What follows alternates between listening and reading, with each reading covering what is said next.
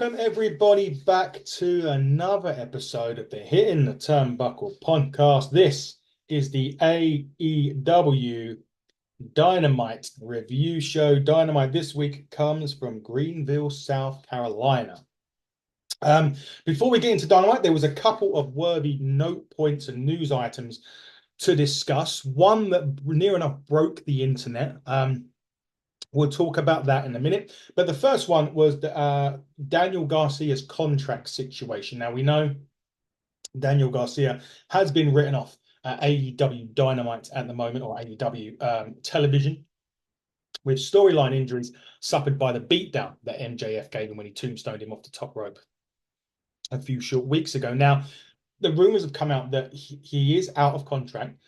Although AEW and those within AEW fully expect Daniel Garcia to remain with the company and sign a new contract, he was written out as well as the storyline just in case he does decide not to renew, which is interesting. I mean, Daniel Garcia is one of the top talents in AEW. I would be surprised if Garcia left the company. I think there's more other wrestlers in there that will probably leave before Daniel Garcia would leave, in my opinion. I think Ricky Starks is probably a shoo-in to be one of them leaving, go into his friendship with Cody Rhodes and whatnot. Daniel Garcia, on the other hand, very technically gifted in the ring, does so much great work. And I just think that he, when we say he's better suited to a certain company, I don't see he's really he would like he'd be another Johnny Gargano in a lot of ways, I think, in the WWE. I don't think it would work there. However, I would like to see less of the dancing Garcia and more of the serious Garcia, because Garcia is another one actually in AEW terms. He's another one like Chad Gable, uber talented. Difficult for AEW at the moment to position him probably where he should be, which is near the top. Same kind of thing as WWE are doing with Chad Gable, in my opinion. Chad Gable, uber talented, should be up there challenging for world titles. That's my opinion. He is the type of wrestler I like to watch. Daniel Garcia is a type of wrestler that I like to watch. So I think Daniel Garcia should stay where he is, at least for the foreseeable future. And as I said, those in AEW fully expecting Daniel Garcia to re-sign with the company, but he was written out of storylines just in case he did not. Another noteworthy news is that the exclusivity period between AEW and Warner Brothers Discovery over the television rights to AEW programming has now passed, meaning that AEW can go out to other vendors or go out to other TV rights companies and propose that they take over the rights to Dynamite, Collision, and whatever else, basically the library of AEW. I don't think it's a surprise, excuse me, at all. I fully expected that to happen. You realistically, unless you're going to get the deal you absolutely want, in that exclusivity period between the companies, you will always not accept and let that deal expire and open it up to other offers. And I'm sure there will be other offers as well. And a lot of people may laugh at that or scoff at that, but there'll be plenty of people that AEW have made enough noise over the last 5.5 years or so to get eyes on that product. And I think that there will be people out there will be companies out there interested. Whether they'll pay what AEW want is another thing. But I would fully expect them to stay with Warner Brothers Discovery. I don't think there will be interest. I just don't think that they will get the money that they're looking for. And that money, and this isn't a hit at the company, that money is the money that's going to see them actually turn a profit as well. So have to remember that. So it is very important that AEW get the right, deal for them that sees them into the profit margin, and then they can press on in the next few years. I still think trimming down the roster is something that they're going to very much need to do in the next 12 to 18 months. And I think we will see it. We did say this at the start of the year, and it hasn't happened as much as I thought. Myself and David, if you remember, were saying that, it's kind of a natural thing and it will happen.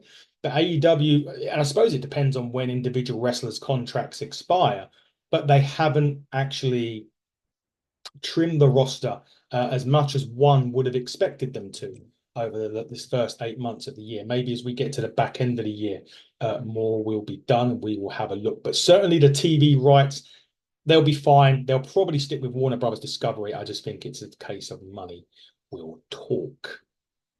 The last bit of news was the news that pretty much nearly broke the internet this week on AEW. I think it was Fightful and Wrestle Talk shared a picture of Tony Khan and Shane McMahon in the same room. There was so much going on the world of social media about this. Everyone was, it was literally, as this case, when is Shane McMahon coming in more than if? Shane has released a statement just basically saying that they kind of were just shooting the breeze more than anything else, just talking about passion for wrestling and everything like that. But what I would say, and is when it comes to this sort of thing, is that Shane McMahon just basically, it's a generic statement that he put out there, that he were introduced via, friend and all of that sort of stuff. I think the friend may have even been Mercedes Moné. I can't confirm that.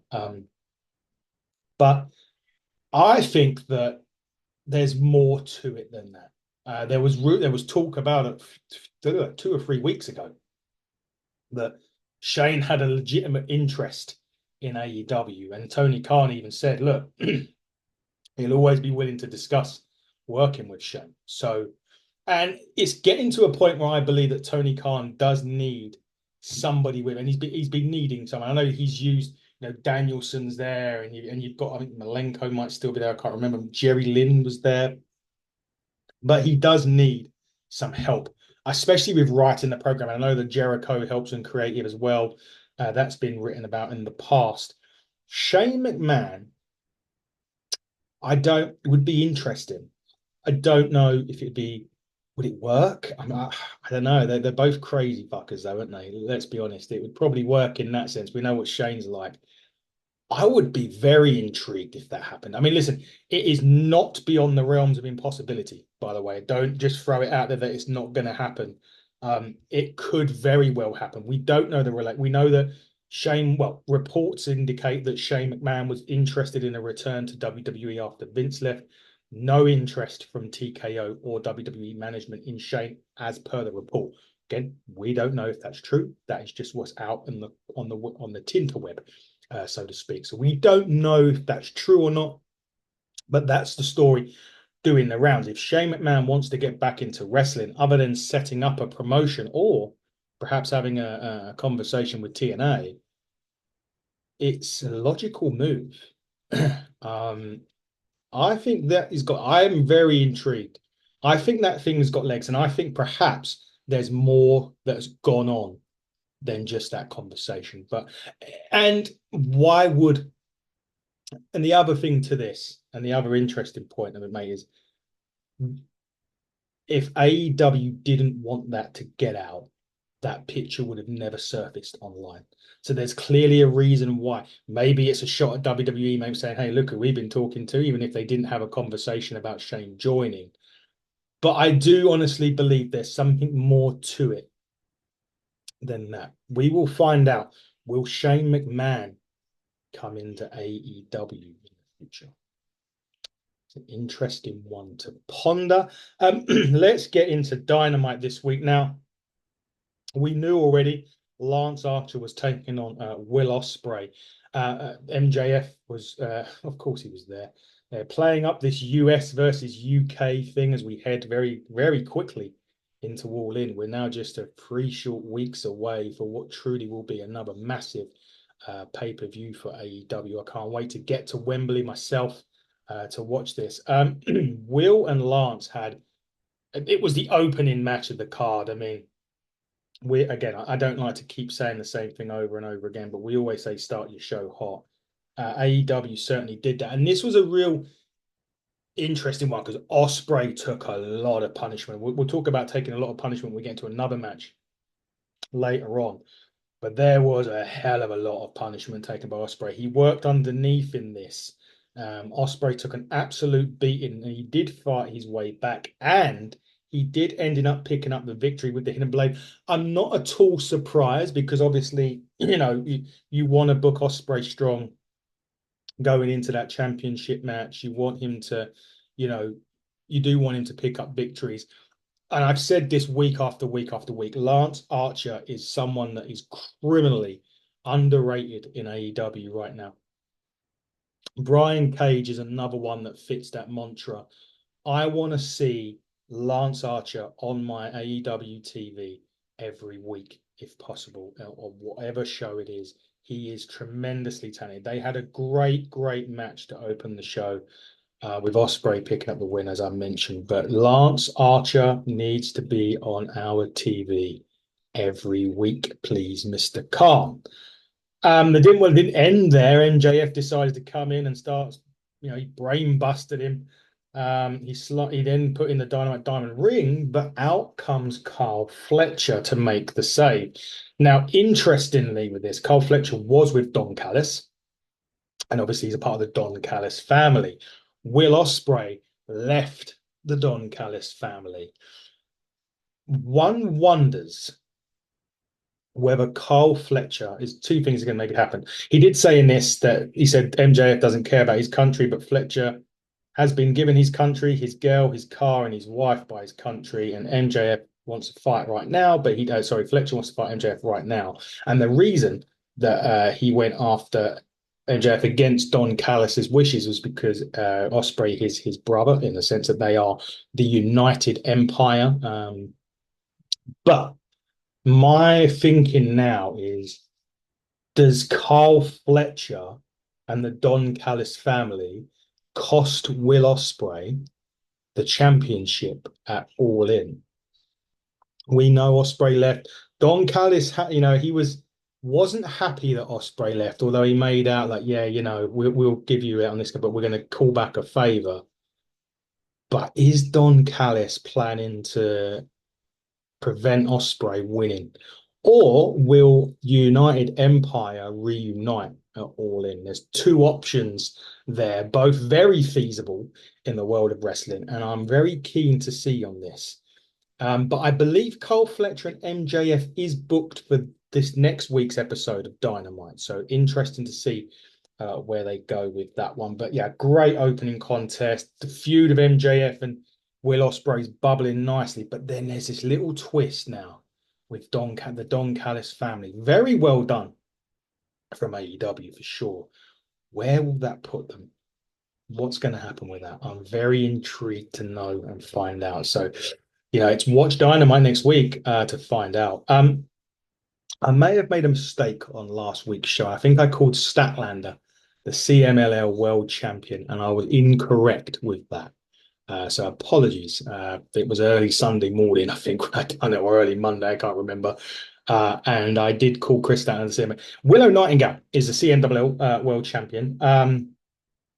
And she takes on Kris Statlander in a World Championship Eliminator. Now, Eliminator matches always mean that if the challenger pins the champion, they will earn a future shot at the CMLL Championship. In this case, it will be the CMLL World Championship, World Women's Championship.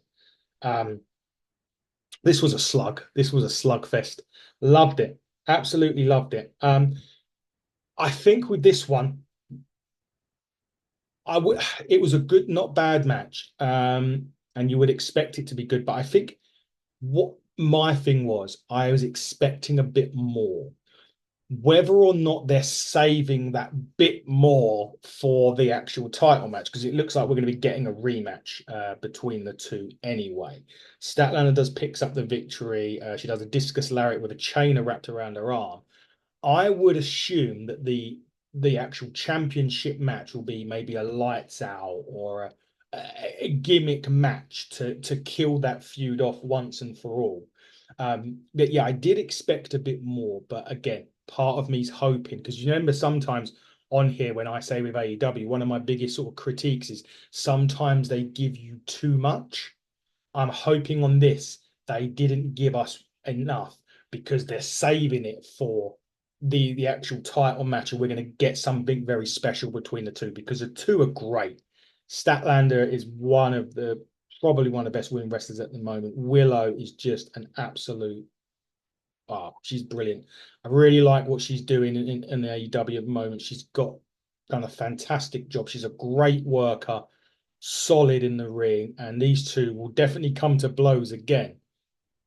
I'm just hoping it is a match that we all want to see, and perhaps a gimmick match that will blow our minds like they generally do in AEW. She did lay into Willow with a chair at the end of the match as well. She even beat up security, which was quite a funny thing as well. But should be getting Statlander and Willow again, maybe even All In or in All Out the week or two after. Perhaps maybe they'll save that one for later on down the line, but we'll find out. But I look forward to see what happens there.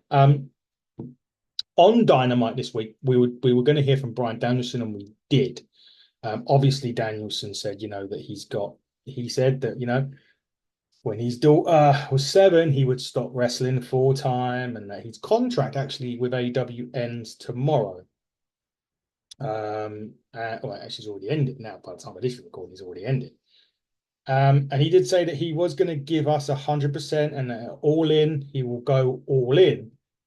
And then Swerve come out. But what Danielson then said was that if he does not beat Swerve Strickland All In, his career is over. Now that's interesting, because Danielson never said that he would stop wrestling when his daughter's 7. He just said that he would stop wrestling full time. This is now a whole different kettle of fish, because he's now saying if he doesn't beat Swerve All In, his career is over. You could argue it's a great way to go out in wrestling. Losing All In is no mean thing, it's a good way for him to bail out to the crowd, maybe. But you could also argue that the world champion doesn't have to be full time, right? We've seen it before. We've seen it from a lot of companies. Your champion doesn't have to be there every week, guys. So it's not as cut and dry as maybe perhaps people are saying, well, he's definitely losing now, or he's definitely winning now. It is still wide open, that match, because either way, whether he wins or loses, it's very, very feasible. But that kind of threw me a bit. I was wondering what he was going to say, because I know that he's not going to be cleared before All In. And I was just perhaps wondering if he was going to say that he's not going to wrestle at All In, perhaps. I don't know.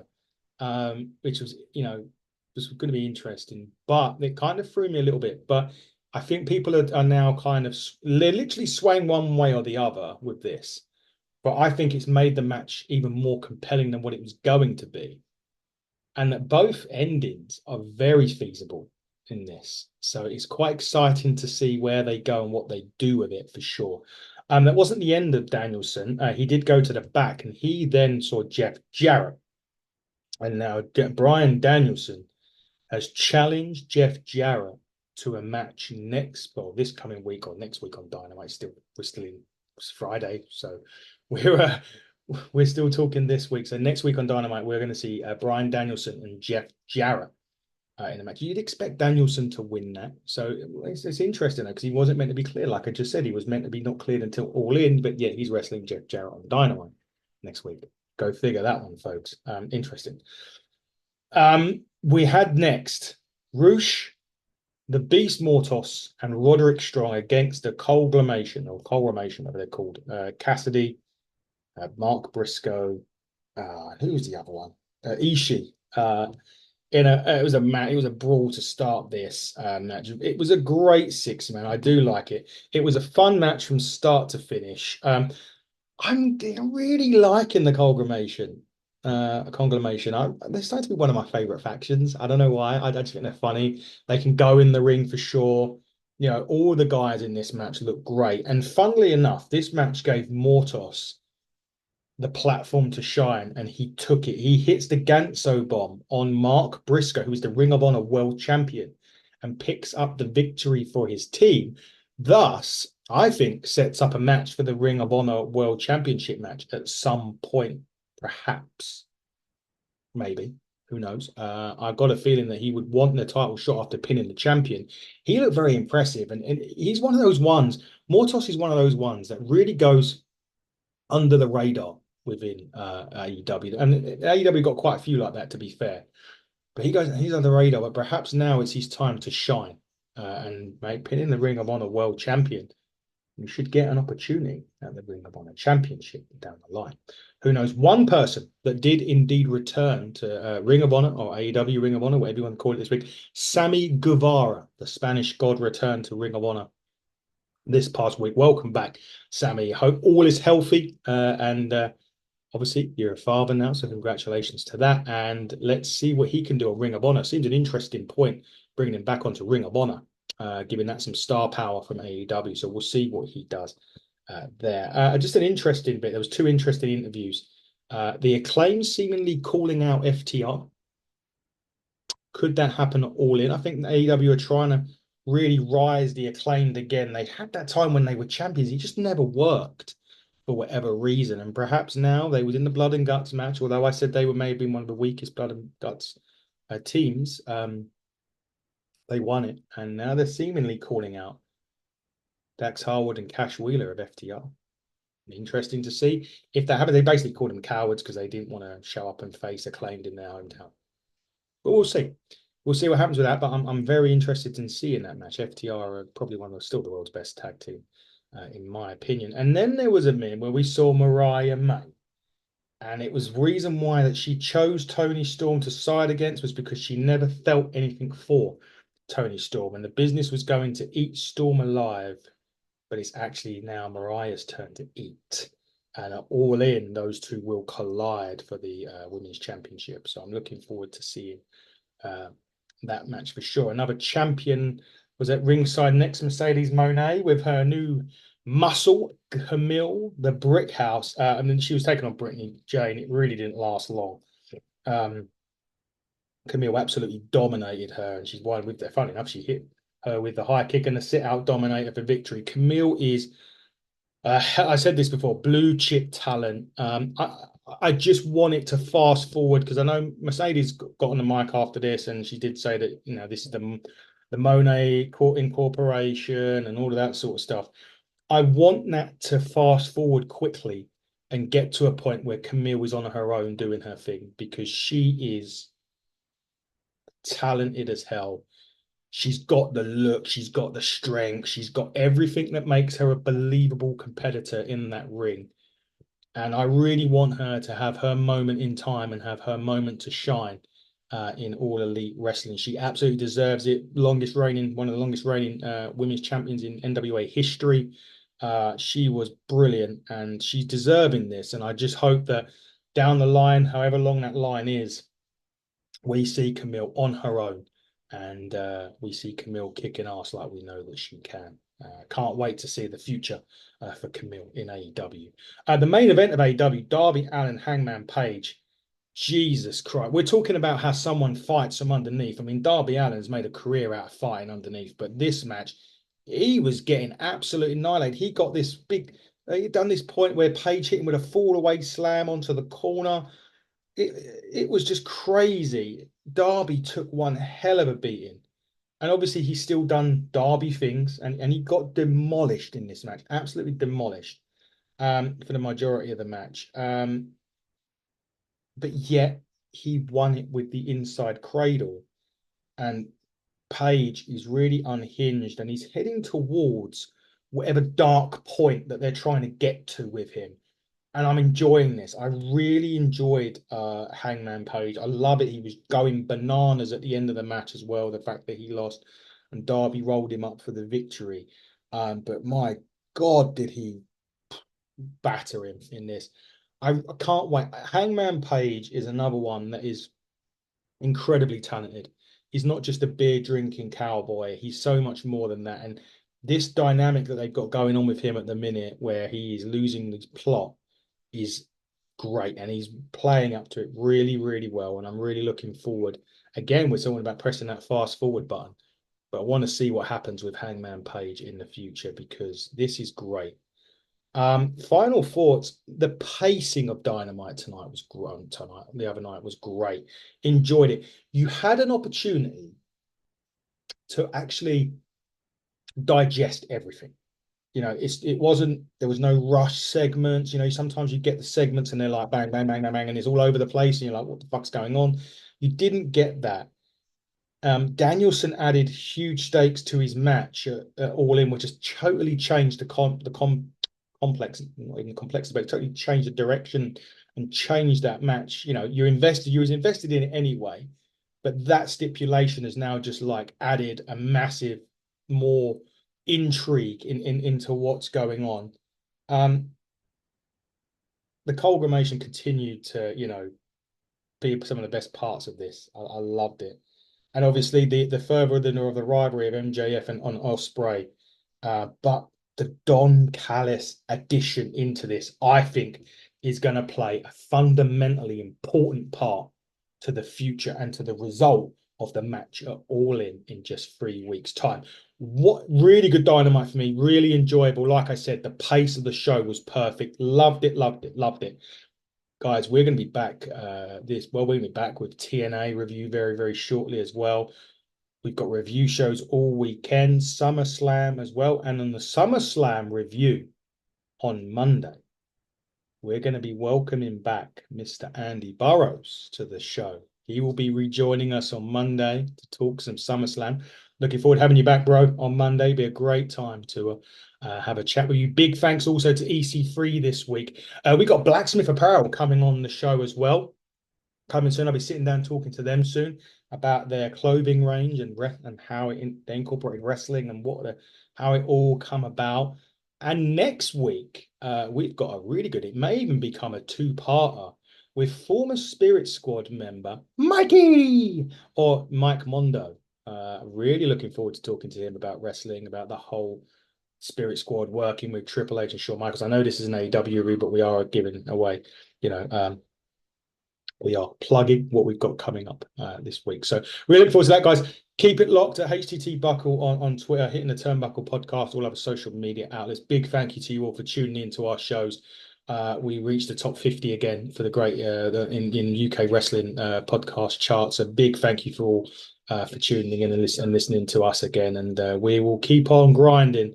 The grind never stops, as they say, and we will make sure that we'll continue to bring hell of more content your way. So keep it locked on the channel, guys. We'll be back with a TNA review. And until then, everybody, buckle down, stay safe, and enjoy the sun in the UK.